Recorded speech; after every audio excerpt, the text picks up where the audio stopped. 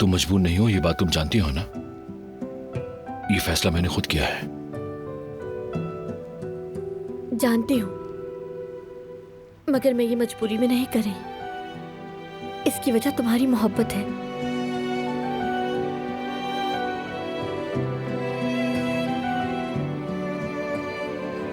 मेरी प्यारी बीवी, मैं नहीं चाहता कि तुम उदास रहो या फिर मेरी किसी बात से तुम्हारा दिल दुखे, क्योंकि मैं तुम्हारी आंखों में आंसू नहीं देख सकता। जब तुम्हें तकलीफ होगी तो ये मुमकिन है कि मुझे ना हो। अगर मैं तुम्हारी जगह होती तो क्या तुम मुझे अकेला छोड़ देते? खैर, तुम ठीक कहते हो, हमारे पास और कोई रास्ता नहीं। यही अच्छा फैसला है।